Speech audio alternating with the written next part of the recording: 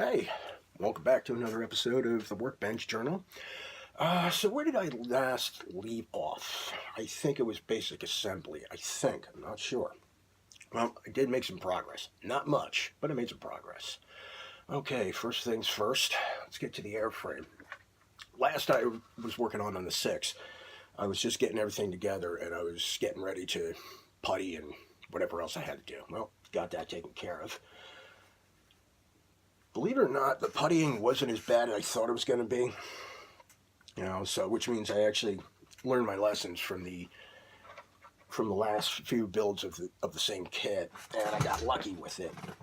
I still have had a few hiccups here and there, particularly around the refueling receptacle section and around the tail end, but I did get it.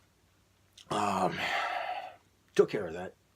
I did my usual routine with it. I did the putty where it needed to be puttied. I used Tamiya's putty, which is actually pretty good.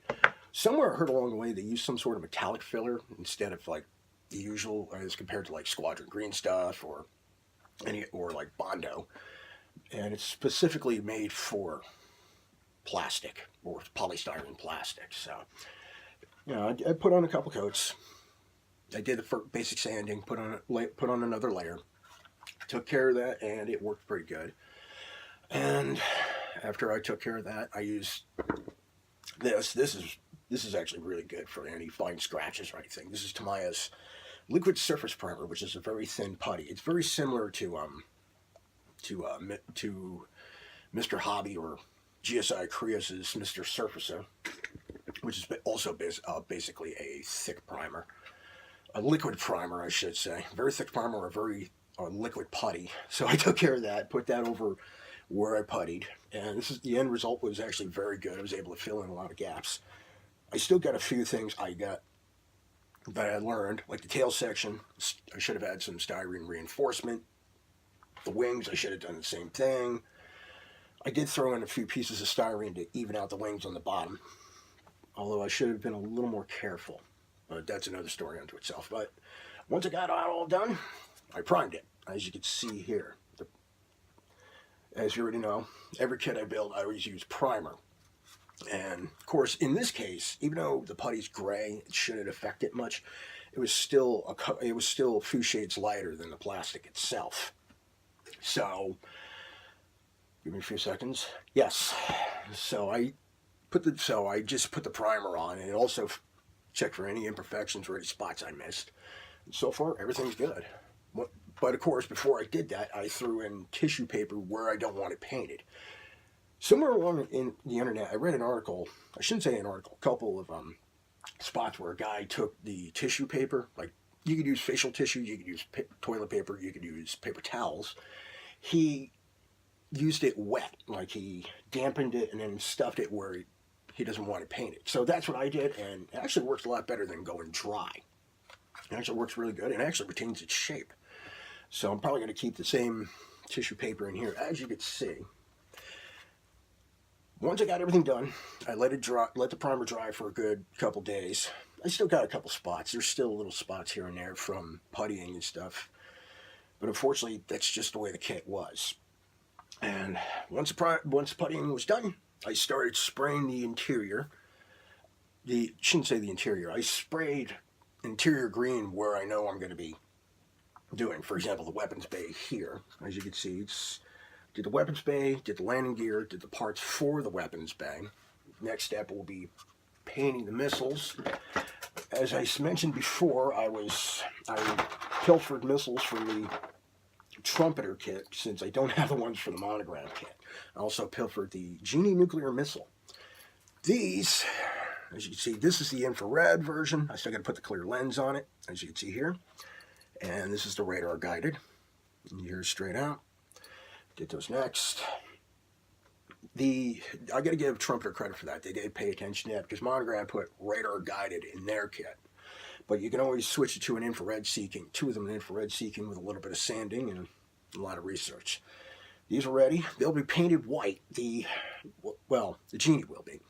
The Falcons, on the other hand, will be painted white and red, as seen in pictures. I thought about training missiles, but not going to go with that. What else? Okay, that's it for those. Those will be painted in the coming days. Now, as for the landing gear is all done. Tires are basically finished here, as you can see here. So I got nothing to worry about with those. Painted the details, the brake lines, the whole 9 yards. They're all ready. Any other odds and ends, I painted interior green, with the exception of the resting hook here. This will be painted silver. Next step will be the canopy. Now, the one I'm depicting a National Guard version, so the F-106, later in its career, most of them got the blown canopy, which is right here. I haven't gotten to the canopy and the windscreen yet because I'm still working on the airframe and everything else.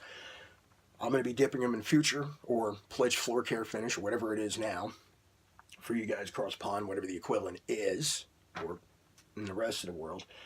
Let them dry a couple days. I'll paint them accordingly. At least the canopy on this one's going to be a lot easier to paint because all I got to do is the framing. It's the end of that. Once it's all done, I'm going to start.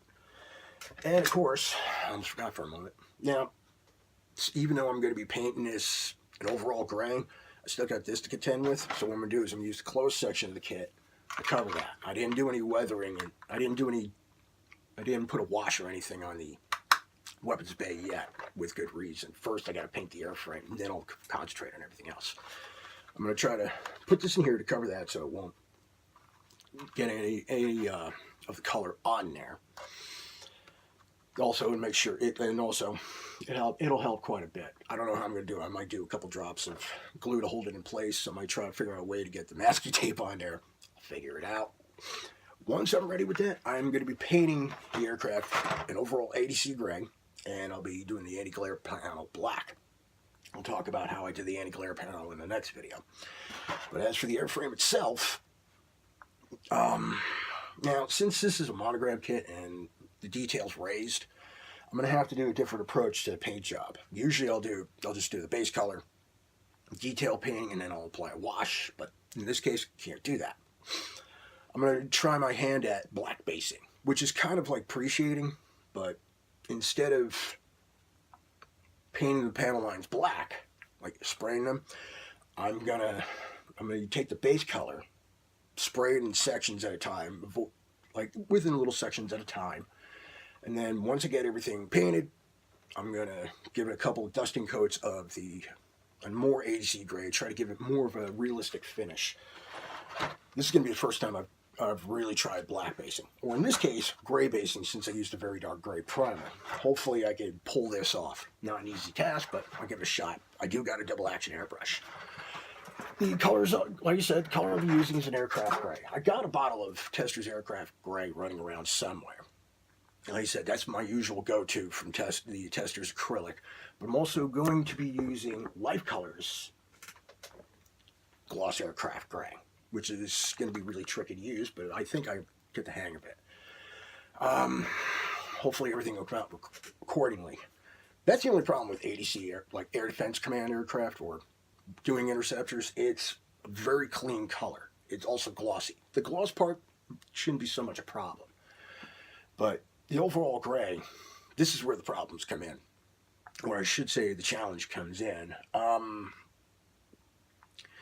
The overall gray is actually, the aircraft itself, like the F-106 was very well kept throughout its service life. So if you see one in really, like the paint job really crappy, that means they were getting it to be bringing it over to the depot, or it was a target drone. So it's going to be real tricky. Hopefully I can pull it off. Just be subtle, not extreme, just subtle. And that's a problem. I mean, the advantage about the ADC gray scheme is it's uniform and it's easy to touch up, but like I said, weathering is a minimum. They were actually very well kept, or should I say immaculate. So it's like, okay, how am I going to do this? And the other problem is, since I'm building a scale model replica of this version, I got to try to keep it from being toy-like. As for the anti-glare panel, this is going to be pretty tricky here. As you see, until later in its career, the glare panel curved. Now I managed to pull this off a few years back with some masking tape and cut it in thin strips to get that curve. That's not so much the problem, but it's making sure that it's consistent. hopefully I can pull, like I said, hopefully I can pull that off. Otherwise, everything's just about ready. Fuel tanks are taken care of. These were actually the easiest. A little bit of surface primer, some sanding, got it done. Every other detail's been painted green. Like I said, I still got some work ahead of me. And since I'll be displaying the weapons, I'll be using these for the weapons bay doors after I'm done detailing stuff. So hopefully everything will run along nicely. Got the radome put together. I haven't primed that yet, so I've got to sand it here. And I got to add some extra sprue up here. Broke the tip off. That's such is the way it goes. I'm always busting something off. I did forget to add the antennas, but that'll be an easy fix with this. I just remove the primer from the spots where I got to glue, and then take the primer, paint it, ready to go. This is where the fun begins. And then once everything's said and done, I got a lot of work to do and clean up. So this is all I got for now. I will be talking to you guys again soon. Hopefully I'll be at the painting stage or just done with the painting stage. So happy modeling, take it easy guys, and hopefully I'll see you guys again soon. Have fun.